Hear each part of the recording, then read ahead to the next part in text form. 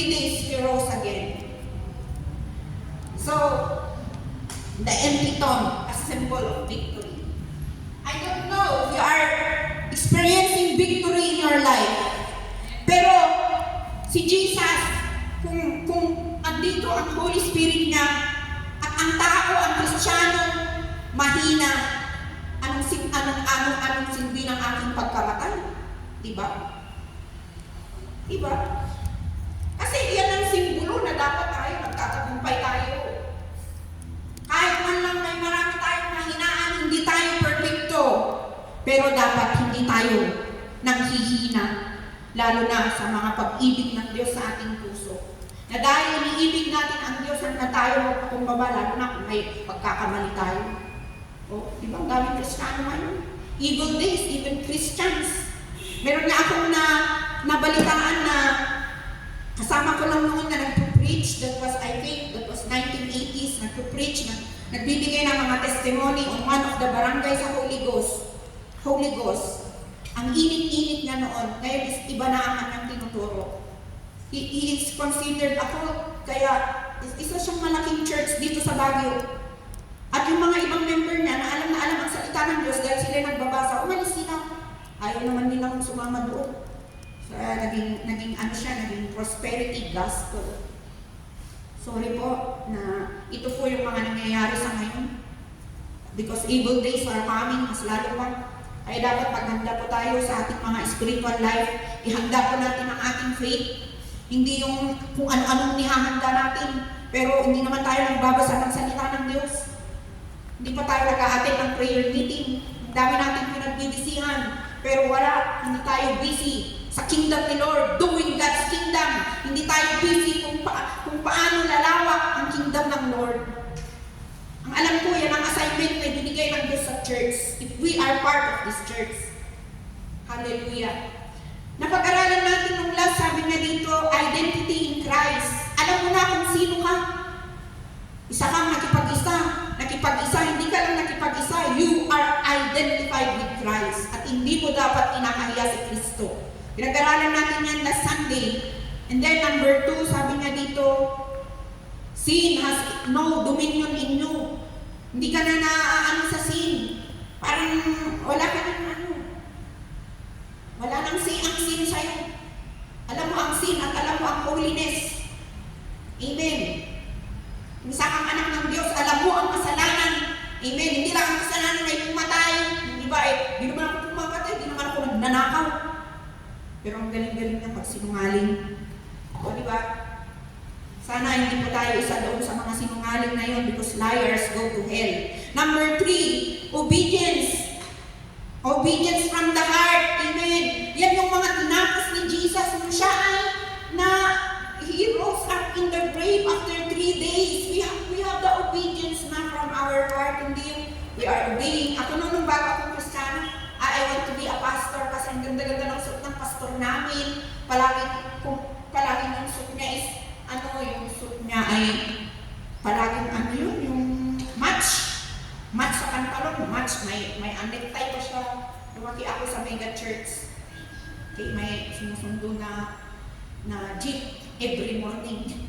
8:30 yung Sunday school namin, kaya lang ayaw kong pumunta doon, ayaw kong magpasundo kasi pag sinundo ka na ng jeep 9:30 o 9 o'clock, 8:30 to 9:30 yung Sunday school. After that, mag-divide service na. Ayaw kong malit sa church. Gusto ko pati Sunday school na anuhan ko. Ganyan ako katindon noon, kahit malilitong mga anak ko, itong isuda. Kaya timali. I don't want to be late in church. Because I am hunger with God's word. Kasi I just came from a hospital 2 months ako doon, and the doctor, dineclare niya na dapat na wala na po akong karapatang mabuhay dito sa mundo. Parang yun yung sinabi ng doktor, kaya lang sinabi ni Lord, may karapatan ka pang mabuhay.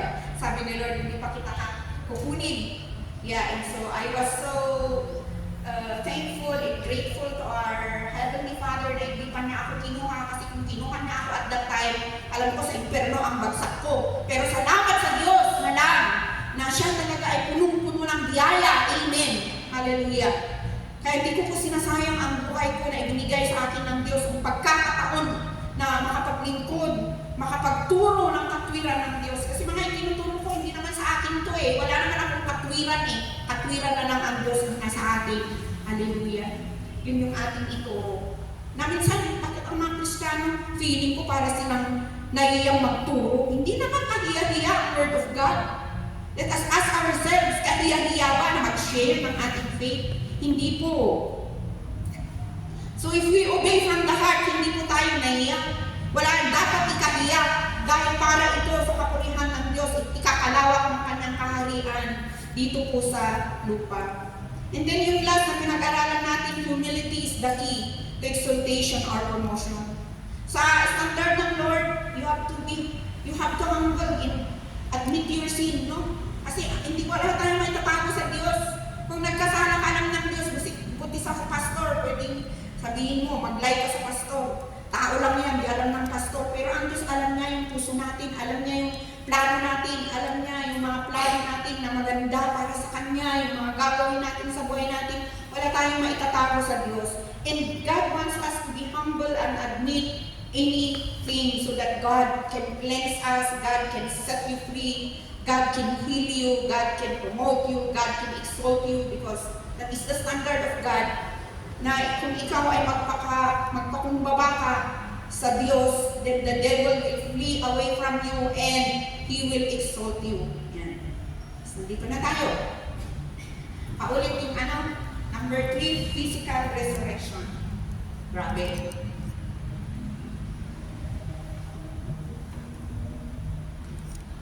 Jesus said to her, I am the resurrection and the life. The one who believes in me will live even though they die. So, meron palang ada iti panabungal kadagiti nay mamati ni Jesus, sumurot at serbi. Kasi nung mamati, hindi naman namati ka. Kasi merong pruweba eh, di ba? Kung bakit ikaw ay nananampalataya, ikaw ay mamati ka ni Jesus at may makakitaan. No? Pero sinabi niya, ako ang nagbibigay buhay at muling pagkabuhay. Ako ang nagbibigay buhay at muling pagkabuhay. So siya palang nagbibigay ng kasiyahan. Siya palang nagbibigay ng significance sa buhay ng isang tao. Kasi sa kanya galing ang tao. He is the giver of life. Ang sinumang sumasampalataya sa akin, kahit mamamatay ay muling mabuhay. Ibig sabihin, pag namatay ka sa physical resurrection, namatay ka sa physical, at that po yung panabungan.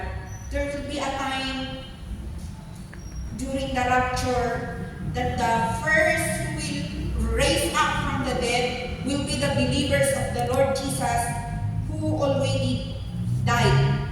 Yung cemetery ko, rise up amin, dagay naman, dagay Kristiyano, dagay anak ni Diyos. So that yung ko nang mabiyag, so that yung ko nang agungal. Yan. Yan ang sinasabi. Sa 1 Corinthians chapter 15, verse 42 to 49. Imagine that. Meron palang buhay na maguli. Na ikaw ay mabubuhay na muli. 1 Corinthians chapter 15, verse 40 to 49. Huwag na tayo pumunta doon if you read your Bible. Ito pong katawan natin ay subject po sa is subject to sickness and disease. But if you will be resurrected on that second life, kasi may tatlong ipapatay sa Kristiyano, physical, okay, spiritual, dalawa pala. Physical, spiritual. So, sana kahit mamatay tayo sa physical man, hindi anda tayo mamadatnan ni Jesus dito eh. No, da tayo katagbiag tayo tumutlaan. We will have a glorified body. It is not anymore subject to sickness and disease according to 1 Corinthians chapter 15 verse 42 to 49. Pagka ang Kristiyano po ay nag-raise up, nagungal sa rapture ito. Yung rapture is the Christians are ready, they will be caught up and meet Jesus on the air. Yun po yung next po na scene na mangyayari. I believe it's the rapture, not the tatak of 666 before ng tatak ng 666. It will believe ako eh. But there are Bible scholars na sinasabi nila na atak muna ng 666 bago rapture. So, pero sa akin, ano ang ginagawa ng church pag 666 na? Hindi ko lang alam, pero let us be prepared. Kasi kailangan, kaya nga yung mga nakahanda, hindi sila maiiwan. Amen? Hindi ko alam sa mga hindi nakahanda, yung mga ayaw mag-a-attend ng Bible study. Pero kaya meron lahat kung karampatang mga reward o pagpapala o gantimpala ang lahat ng ginagawa ng isang anak ng Diyos. Amen. So we will be glorified. We will have a glorified body. Yung kasing katawan natin ngayon, haan na na-igloryaan dahil nga bagi, it is subject to sin, it is subject to death, it is subject to sickness.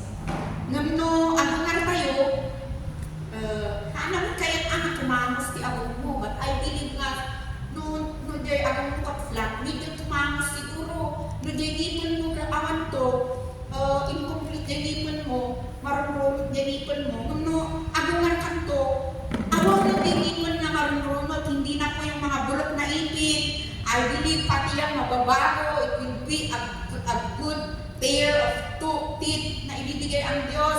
Kung ang mata mo ay mahina, ang mata mo ay maging 20/20 vision, lalakas. Kasi glorified body, I don't believe kung glorified body ang isang Kristiyano. Ano yung mata niya, mahina yung mata, kukurat-kurat, wala, hindi. Pati yung mga tainga, mahina ang pandinig. I believe everything will be renewed. Yeah. Sa glorified body na ibibigay sa iyo ng Diyos at sa akin. It will be an immortal body na hindi na po mamamatay. Amen. Hindi na kukupas yung ganda. Galing. Tignan mo yung katabi mo kung kukupas na yung ganda. Sabihin mo sa kanya, hindi na kukupas yung ganda. Amen. Hallelujah. Pag ikaw, darating tayo dito na we will be, sabi niya, ikaw ay mabubuhay na mabuli. Sabi niya, those who believe in me, even you will die, sabi niya, even though you will die, but you will be resurrected. So yun po yung glorified body. Amen. Na ibibigay sa iyo at sa akin ng Diyos, immortal body. Grabe yung ibibigay ng Diyos. Na hindi na tayo mabubuhay sa kasalanan because there is no sin in heaven. Hallelujah. Ayaw mo pa nito? Ako, gusto ko. Ito po yung isang gantimpala ng Diyos. Ito po yung ginawa ng Diyos, kaya po siya, pinagtagumpayan niya po ang kamatayan. He is victorious. He overcome death in the grave. Kaya, the symbol of the empty tomb is the symbol of victory. So that we will have a glorified body someday. Immortal body, hindi ka na inaatak ng depression, hindi ka na inaatak ng yung tawag mo sa mga sakit ng ulo, hindi ka na inaatak ng vertigo, hindi ka na inaatak ng high blood, hindi ka na inaatak ng rayoma or whatsoever na sakit dito sa mundo, dito sa buhay natin, dito sa mundo. Kaya magpasalamat tayo sa Diyos ngayon pa lang. Amen. Hallelujah. Sino may gusto na balang araw ma-resurrect sila? Amen. Amen. Yes. Dapat maging excited tayo. At dapat magalak tayo because this is victory for us. Alam na natin kung saan tayo pupunta, kung anong mangyayari sa atin. Kung hindi ka nagbabasa ng Bible, di mo alam. Di pati yung mga kulto na pinapapasok mo sa bahay mo, pinapakinggan mo sila. Ikaw na sana ang magturo sa kanila kung nagbabasa ka ng Word of God. May dumating doon sa amin, ang mga JW, ang sisipag talaga nila. But I'm sorry to tell you na hindi po sila naniniwala na si Jesus ay Diyos. And kung yung tao na hindi naniniwala kay Jesus, hindi po siya maliligtas. Kaya ang ginawa ko, inunahan ko na sila, nag-testimony na ako kung paano ko nakilala ang Panginoong Jesus. Wala na silang nagawa. Nakilig na sila sa akin. Kasi pagka bye-bye ang isulat at manibubra, sasako ko, hindi kayo mo isusuko na ka. Bukod nga, hindi naman yung totoo. That is false. Because it came from their founder. If you know about it. Kaya, kailangan meron tayong power. Mas maano tayo, mas ang anak ng Diyos, full of wisdom yan. Amen. At ikaw yung magsasalita ng totoo. Number 5, our faith is not futile. Ang pananampalataya pala natin ay may silbi. Amen. Yes, may silbi. Hindi walang silbi. Okay, ang mga taga-mundo, sasabihin ka sa'yo, uy, Mait, huwag kang pupunta dyan. Ano ang makukuha mo dyan? Buti kung merong ano dyan, merong maibibigay sa'yo dyan na isang kabang bigas. Sasama ako sa'yo. Kasi ang alam lang nila, yung material na bagay, yung blessing. Pwede ba may blessing naman na iba? Kasi yung mga yun, sabi ng Lord, yung pag-iuuna mo si Lord, lahat ng pangangailangan mo, ibibigay ng Diyos, di ba? Seek ye first the kingdom of God, and all His righteousness, and all these things shall be added unto you. Ganyan yung pinusupo ng ate ko noon. Pag niyayaya ko siya, ay ate, kasi nakita na nang nabuhay ako Nakita na nang ako ay pinagaling ng Diyos at sumigla ang katawan ko. Gumanda pa ako. Yung kumpak noon ng hisgi ko na ganun ka kanaman ng hisgi ko. Tapos sinasabi ko, ate, sama ka sa akin sa church.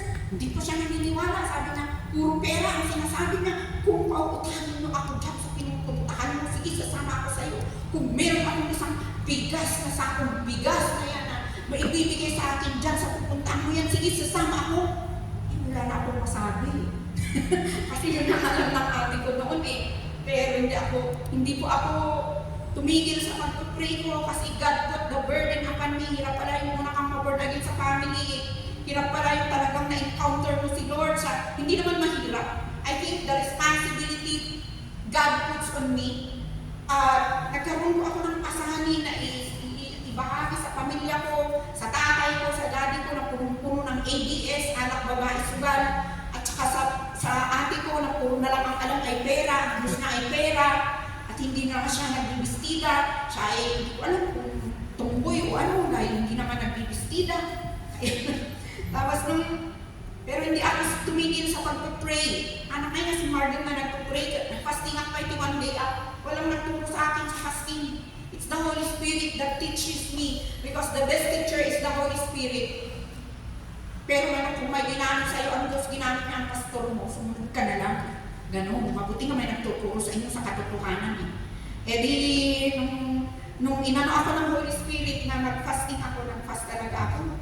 Wala kaming bahay, halit lang yung bahay namin, walang floor pa yung aming flooring.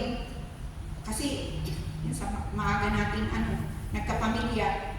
Tapos hindi handa. So wala yung flooring namin is lupa. Pero may isang store doon sa taas na maliit ng auntie ko doon sa Marcos Highway. Doon po ako nag-fasting. Ayaw ko kasi ng magulo. Maingay yung mga maliliit pang anak ko. And I cried to the Lord. I cried to my sister. I cried sa aking, sana may ganitoan. Nagpa-fasting talaga sa church natin. Okay? Anyway, the church needs prayer, warrior, and intercessor. Kaya lahat ng pastor na gagawin yan. And ako po ay nag-fasting, ako po ay isang ordinary member lang sa isang church, sa unang church na pinupuntahan namin, mega church. At ako po ay nag-fasting, iniyak ko po yung tatay ko, iniyak ko po yung ate ko, sila yung sinusolwin ko sa Panginoon. Kaya palagi nila akong pinupiluso ko, kaya salamat na lang nag-fasting ako. At iniyak ko sila sa Lord. And then one day, nakapag-dalawang fasting yata ako, one day ako nag-fasting sa inyo. Isang kain lang. Kaya nyo? Subukan na ang one day. Ang ganda ang gagawin sa inyo ni Lord.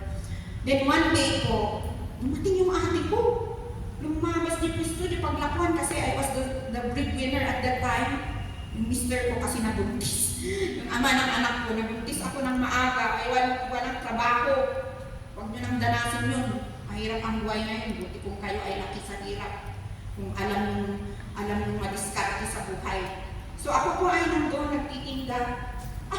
Dumarating yung ate ko. Tapos tingnan ko, yung ate ko nakabistida na, nakapalda, at may ganda ng suit niya. Sabi niya sa akin, kasi iba yung tinitirhan niya sa tinitirhan ko. Ay, anong nangyari sa'yo? Nag-testimony na siya. Alam mo, na-meet ko si Lord na sinasabi mo. Siya na yung nag-testimony, na-meet ko si Lord na sinasabi mo. Nagdumalo ako sa isang concert, Christian concert sa convention center. At yung mga awit na yun doon. dumalo ako sa times of refreshing. Sabi niya din, salamat sa mga dumalo sa times of refreshing nung Tuesday. I was really refreshed. Kung pumunta ka doon para i-glorify ang God, you will be refreshed. And so, sabi niya, dumalo ako sa times of refreshing. At yun, sa mga kanta pa lang, naiyak na ako. Salamat sa pagpupray mo sa akin. Sabi ko, diba? Praise God, may isa na akong gawin sa pamilya. Hallelujah, dalawa na kami. Ng ate ko, yun, unang kong kapatid. So, yun po yung unang ko na nakita ko ang kapangyarihan ng Diyos. So, I believe in this God. Because our faith is not futile. Hindi walang silbi ang ating pananampalataya. Then, pangalawa na influensyahan ko sa pamilya ko is my daddy, my father. Okay, pero sayang may sakit na siya, pauwi na siya, pupunin na siya ni Lord. Apagsambot day karata. Okay? Kaya pag magpag-desisyon tayo maglingkod sa Lord, ngayon na, hindi yung uugot-ugot tayo kung may sakit, hindi yung lumipas na yung panahon natin. Sayang naman. Diba? Pero kahit saan pa ngayon na ang paglilingkod sa Diyos, ang pananampalataya natin ay may silbi. Sabi nila, may silbi. Maybe at that time, the demons are celebrating, Satan and mga alipuris niya ay nagsiselebrate nung namatay si Jesus. Grabe ba naman ang nangyari kay Jesus? Kung pinanood nyo po yung sino pong nakapanood ng The Passion of the Passion of Christ. Okay. Yung iba, ano ba kayo? The Passion of Christ? Aba, kung doon pa lang nakakaiyak, mas lalo sa tunay na buhay. Sa totoong nangyari, kasi kung basahin mo ito dito sa Bible, He has no beauty. Kasi yung paghahampas sa Kanya, yung pagtatadyak sa Kanya, pagpapalo sa Kanya habang dinadala na yung cross, wala ka na talagang makitang ka-beauty kay Jesus. Wala. Puro dugo-dugo, pasapata na siguro ang buong katawan, pati ulo. Okay? Pero tiniis niya, kasi yun po yung karampatang parusa sa mga para yung mga sumpa na dulot ng ating kasalanan ay hindi natin matamo. Kagaya ko, ang sumpa na dulot ng pagkakasala ko, mamamatay sana ako ng maaga. But since I believe in Jesus, that He was rose from the dead, pinagaling niya ako. Amen. Grabe, pinagaling ng Diyos na. Pinagaling niya ako. Hallelujah. So, siguro yung nung time na yun na siya'y namatay, ang akala ng mga demonyo, ang akala ni Satan, malayo na silang makapaghasik ng lagim at mabilanggo ang mga tao sa kasalanan. Diba? Uy! Malayo na tayo! Wala na yung kontrabida. Kaya siguro nag-party-party na sila. Diba? Nung sila po ay nag-party-party at nagsasayawan, aba, biglang may bad news sa kanila. Nabalitaan nila si Jesus. Wala na doon. Sa kanyang libingan. Gulat sila. Lahat ng alak, natumba. Namangha sila. Nawala si Jesus sa kanyang libingan. At isa pang masamang balita, siya ay nabuhay na maguli. Aba, lahat po sila ay nanginig sa tuhod. Mga demonyo. Okay. Mga masasamang yung mga demonyo na bumibilanggo, nagbibigay ng masasamang isip sa mga tao na gustong ibilanggo ang mga tao at hindi gawin ang plano ng Diyos sa kanilang buhay. So, nung time na yun, wala na yung party-party nila at sila ay nabalik sa pangangatog ng tuhod nila. But, ito po yung pag-asa natin sa darating na buhay. Sa buhay natin ngayon, na ang ating Diyos ay nagtagumpay. Your Lord and Savior Jesus Christ has raised up from the grave. He is the winner. Sino ba naman kapagtagumpayan ang tukso, kapagtagumpayan ang lahat ng ginagawa ng mga tao sa Kanya. Imagine that. God is love, sabi niya doon. Nung nililibak siya ng mga tao, nakahang sa cross, ini-insulto siya, talagang siya ang Diyos. Bakit hindi siya kumawala dyan? Ligtas niya ang sarili niya. Kung totoo siya ang tagapagligtas, siya ang Messiah. Bakit siya hindi kumuha dyan sa cross para iligtas niya tayo, iligtas niya ang kanyang sarili? Kasi ang isipan ng tao is makamundo lang physical.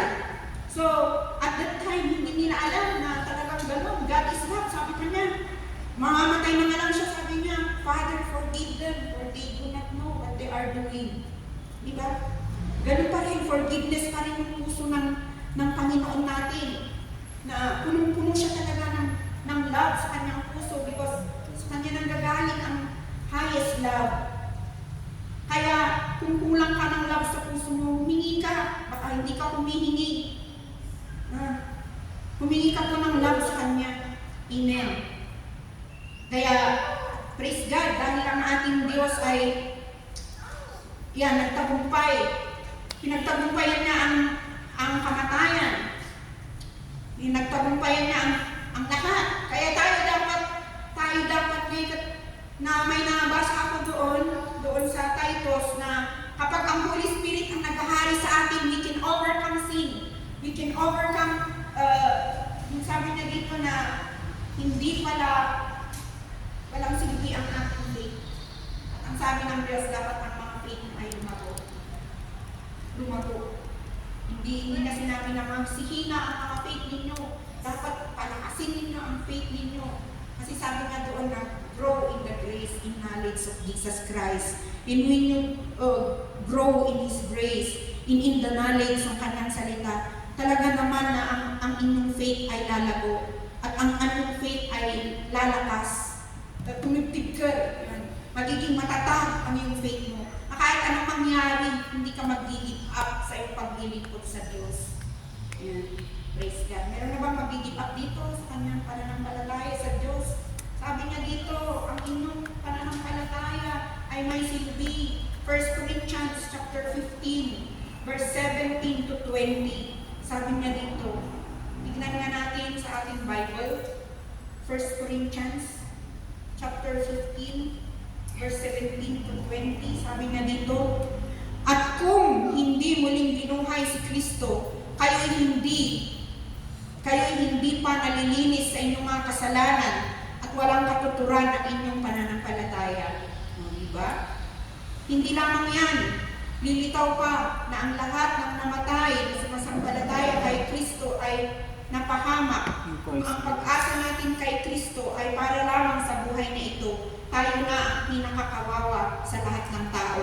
Ngunit ngayon si Kristo ay muling binuhay, ito'y katibayan na muling bubuhayin ang mga patay. Kung paanong dumating ang kamatayan sa pamamagitan ng isang tao, gayon din naman dumating ang muling pagkabuhay sa pamamagitan din ng isang tao. Kaya, hindi pala useless ang ating faith. It's not useless. Sabihin mo nga sa katabi mo, may silbi ang pagpunta mo dito. May silbi. Amen. That's right. Napalaya na pala tayo Pero bakit maraming Kristiyano ang mahina?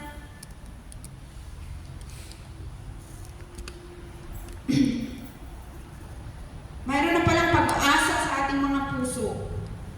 We are the champion if we follow our Lord and Savior Jesus Christ, who is also a champion. Pero bakit ang daming Kristiyano ang mahina? Hindi sila mapalaya sa mga pita ng laman. Nakabilanggo sila sa mga iba't ibang mga bisyo o mga maling pag-iisip, mga hindi maganda sa emosyon nila. Tinatanggap nila yung ini-inject ng kaaway sa kanilang mga puso. Sana po, hindi ganon. Dapat, kung malaya-malaya na tayo dahil pinalaya tayo ni Kristo, andun po yung tiisin sa paglilingkod at pagsunod sa Kanya. Hindi lamang sa mga sa mga enjoy life, doon lang masaya. Pero may mga responsibility or may mga pagsasakripisyo na gagawin, hindi magawa para kay Kristo. Samantalang ang Diyos, grabe yung kanyang sakripisyo sa atin. So ito yung ating next, accountability. Anong Tagalog? Pananagutan. To simplify it in English, answerable. Okay? At dati sumsumbatan tayo, at dati accountability tayo. Okay?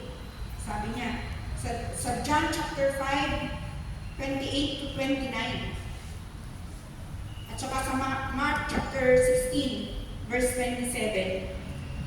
John chapter 5, 28 to 29. Una na dito John chapter 5, verse 28 to 29. Huwag ninyo itong pagtakhan sapagkat darating ang oras na maririnig ng mga patay ang kanyang tinig. Sila'y muling mabubuhay. Lahat ng gumawa ng kabutihan ay magkakaroon ng buhay na walang hanggan. At lahat ng gumawa ng kasamaan ay paparusahan. Okay? So, as a church, may pananagutan po tayo sa Diyos. What did we do to our church? Yung mga inasal natin, what is our conduct towards others? What is our conduct to our pastor? Diba? Okay? Kailangan po may accountability tayo. Opo. Pag nag-yes ka, may accountability ka. Pag may responsibility ka, meron po tayong accountability. Kasi meron po tayong righteous judge. The righteous judge is God, who will come again to judge us so that with Him is the reward, with Him is the reward sa lahat ng ating ginawa. Kaya, sa ating church, anong gagawin natin sa ating church? Kung meron tayong talento, salamat sa mga may talento dito, na galing sa Diyos. Yung lahat ng talento, ay sa akin wala pa akong talento na mangaral. Dati nagsalita ng Diyos, I am introvert. Sabi ni Clyde, introvert. So, hindi, kahit sa school noon, kahit na alam ko yung answer, hindi ako mag-raise up kasi nervous ako, parang may nakabalog ka na, so that I cannot give the answer even if it's right. And noon pa naman, ang taas-taas ko ng recitation, grades sa recitation. Hindi ko lang alam sa inyo ngayon kung yun pa rin ang sa DepEd. Pero noon, pag recitation, mas mataas kaysa sa written exam. Yun sa aming kapanahunan. Okay. So, lahat po ng mga talento natin, natural man o spiritual na talents, spiritual gifts, galing lahat sa Diyos, na we will use it in our church para lalago po ang church. But, did we do it with love? No? Are we doing it with love or are we doing it complaining? Or nagmamalaki tayo? Yung iba, pag umagaling na, nagmamalaki na. Pati pastor na nila, hindi nila nire-respeto. Hindi nila alam na magre-respeto sa pastor.